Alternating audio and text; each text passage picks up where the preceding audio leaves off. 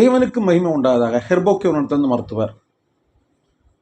இப்போ நம்ம பார்க்க போகிற ஆடியோ என்ன அப்படின்னு கேட்டிங்க அப்படின்னா, ஏற்கனவே தாய்ப்பால், அதாவது குழந்தை பெற்றெடுத்த தாய்மார்களுக்கு தாய்ப்பால் குறைவாக சுரக்கு. இதனால் குழந்தைகளுக்கு தேவையான பாட்கள் இல்லை, பால் இல்லாமல் அவதிப்படுது. இப்போ பால் அதிகமாக சுரந்தால் குழந்தைகளுக்கு தேவையான பால் கிடைக்கும். ஏன்னா உலகத்திலேயே மிக தூய்மையான உணவு வகையிலும் அபரிமிதமான சத்துக்கள் உள்ள உணவு பார்த்திங்கன்னா தாய்ப்பால் தான். அதுக்கு நிகர் எதுவுமே கிடையாது. பிறந்த குழந்தைகளுக்கு ஒரு காலத்துலலாம் 5 வரை 6 வயசு வரைக்கும்லாம் கொடுத்துருக்காங்க. காலப்போக்கில் அது 4 ஆச்சு, 3 ஆச்சு, 2 ஆகி 1 ஆகி இப்போ 6 மாதம் அளவுக்கு பால் கொடுக்க அளவுக்கு வந்துச்சு. அது முற்றிலும் தவறு. முடிந்த அளவுக்கு 2 வருடங்கள் கூட தாய்ப்பால் கொடுக்கலாம். தாய்ப்பால் நீங்கள் கொடுத்து வந்தீங்க அப்படின்னா உங்களுடைய குழந்தையினுடைய எதிர்காலம் ரொம்ப நல்லா இருக்கும். எந்தவித நோய்களும் அணுகாது, எதிர்ப்பு சக்தி அதிகமாக இருக்கும். கண்டிப்பாக பெண்கள் அதை ஒரு மருந்தாக நினச்சி கூட நீங்கள் கண்டிப்பாக கொடுக்கணும். கட்டுடல் காக்கணும், உடல் மேனியை காக்க வேண்டும். தன்னுடைய இளமையை எப்போதும் வச்சுருக்கணும் அப்படிங்கிறக்காக ஆசைப்படுற பெண்கள் நிறைய பேர் பார்த்தீங்க அப்படின்னா குழந்தை பருவத்திலிருந்தே, அதாவது குழந்தை பெற்றெடுக்கும் போதே தாய்ப்பால் கொடுக்காமையே அந்த குழந்தை வளர்க்கலாம் செய்வாங்க. அது கண்டிப்பாக முற்றிலும் தவிர்க்க வேண்டியது தவறான ஒரு விஷயம். தயவு செய்து அப்படி பண்ணாதீங்க. தன்னுடைய குழந்தைய நீங்கள் 9 மாதம் 10 நாட்கள் வயிற்றில் வச்சு காத்து பெற்றெடுக்கிறது கூட பெரிய விஷயம் இல்லை. அதுக்கப்புறம் அதில் தாய்ப்பால் கொடுத்து எதிர்கால வளர்ச்சி அவங்க காலம் வரைக்கும் தாங்குகிற அளவுக்கு உடம்புல எதிர்ப்பு சக்தி வேணும் அப்படின்னா நீங்கள் தொடர்ச்சியாக 2 வருடங்கள் தாய்ப்பால் கொடுக்கலாம். கண்டிப்பாக தாய்ப்பால் இல்லைன்னா தாய்ப்பால் சுரக்கிறதுக்கு நீங்கள் முயற்சி பண்ணி அந்த தாய்ப்பாலை கொண்டு வாங்க. தாய்ப்பால் சுரக்கிறதுக்கு நிறைய மீன் வகைகளெல்லாம் நம்ம சொல்லியிருக்கோம், சாப்பாடு சொல்லியிருக்கோம். இப்போ நம்ம சொல்ல போகிறது எல்லோராலும் தெரிஞ்சிக்கப்பட்டது. சிலவங்க அதை தவிர்த்த உணவாக இருக்கும். ஏன் தவிர்த்தாங்க அப்படிங்கிறதையும் சொல்லியும் அது ஏன் பயன்படுத்தலாம்னு சொல்லிடுறேன்.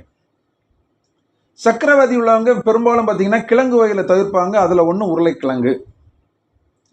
நம்ம காலையில் டிஃபன்லாம் சாப்பிட போகும்போது ஹோட்டல்லாம் பார்த்திங்கன்னா பூரிக்கு தருவாங்களே கிழங்கு பார்த்துருப்பீங்க. உருளைக்கிழங்கு அழகாக வெங்காயம்லாம் போட்டு ஃப்ரை பண்ணி வச்சுருப்பாங்க. அந்த வெங்காய கறியை வச்சு பூரி சாப்பிடுவோம், மசால் கறின்னு சொல்லுவோம் இல்லையா? அந்த உருளைக்கிழங்குல தாங்க உங்களுக்கு பெரும்பாலான பால் சுரக்குக்கான சத்தான விஷயங்கள் அதில் இருக்குது. குழந்தை பெற்றெடுத்த தாய்மார்கள் கண்டிப்பாக அந்த உருளைக்கிழங்கை சாப்பிட்லாம். வாய்வு தொல்லையாக இருக்குது.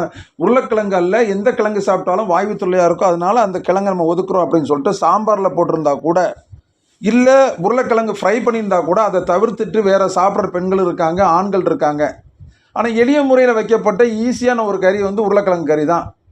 இன்றைக்கி சாப்பாடு கொண்டு போகிறவங்க, வேலைப்பளுவில் உள்ளவங்க, ஆஃபீஸ் ஒர்க்கில் போகிறவங்களா இருக்கட்டும், ஸ்கூல் குழந்தைகளாக இருக்கட்டும், ஒரு தயிர் சாதம், ஒரு உருளைக்கிழங்கு பொரியல், ஒரு சாம்பார் சாதம், உருளைக்கிழங்கு பொரியல், இப்படி வச்சு எளிமையான முறையில் ஒரு டிஷ்ஷு ரெடி பண்ணலாம்னா அது உருளைக்கிழங்கு தான்.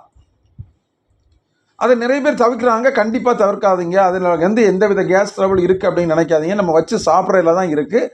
அதில் கேஸ் ஃபார்ம் ஆகுமா ஆகாதா, அது கேஸான உணவா இல்லையா அப்படிங்கிறது. சரியான முறையில் நீங்கள் அதை செய்து சாப்பிட்டுட்டிங்கன்னா அதில் எந்தவித கேஸும் இருக்காது. தைரியமாக நீங்கள் சாப்பிடலாம். உருளைக்கிழங்கு நல்லா அவிச்சிருங்க. அவிச்சிட்டு தோலெல்லாம் எடுத்துகிட்டு அதை துண்டு துண்டாக வெட்டி போட்டு அவிச்சாலும் சரி தான், முழுமையாக அவிச்சு அதை பிசைஞ்சாலும் சரி தான். அதை ஒரு சட்டியில் கொஞ்சம் நெய் ஊற்றி அப்படியே வசக்குங்க, மேலே பெப்பர் தூத்திடுங்க. எப்போவுமே பார்த்துங்க, ஒரு விஷயத்தை இப்போ வாத்து முட்டை இருக்குது சாப்பிட்றோம், அதில் கேஸாக இருக்கும் அப்படின்னா அதை முறிக்கிறதுக்காக பெப்பர் தூவி சாப்பிட்டோம்னா வாத்து முளையினுடைய தணுப்பு உடம்போட சேரும், அதனுடைய கேஸ் வாயுவில் அகற்றப்படும். மிளகுத்தூளுங்கிற அந்த பெப்பர் பொடியை சால்ட்டு சேர்த்து நீங்கள் மேலே லேசாக தூவிட்டீங்க அப்படின்னா உருளைக்கிழங்கை நெய்யில் போட்டு நல்லா வசக்கிடுங்க. அவிச்ச உருளைக்கிழங்கு அதுக்கிட்ட அதில் பெப்பர் தூவி தூவி அதை நீங்கள் சாப்பிட்ருவாங்க. டெய்லி தினந்தோறும் சாப்பிட்ருவாங்க. தாய்மார்களுக்கு நல்ல அழகாக பால் சுரக்கும். குழந்தைகளுக்கு நீங்கள் கொடுக்கலாம். அதில் எந்தவித பக்க விளைவும் இல்லை.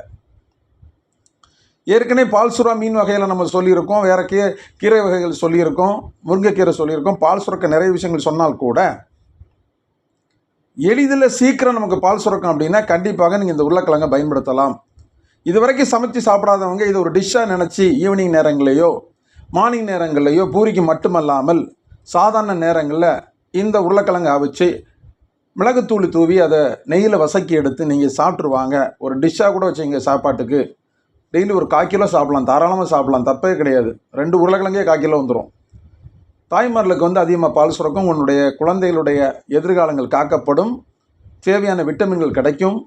கண்டிப்பாக பயனுள்ள தகவலாக இது இருக்கும். உங்களுடைய தெரிஞ்ச நண்பர்களுக்கு, தோழிகளுக்கு இதை ஷேர் பண்ணி சப்ஸ்கிரைப் பண்ண சொல்லுங்கள். அருகில் உள்ள பெல் பட்டன் நமக்கு சொல்லுங்கள். இது பெரிதும் அவங்களுக்கு பயனாக இருக்கும் அப்படின்னு நாங்கள் நம்புகிறோம்.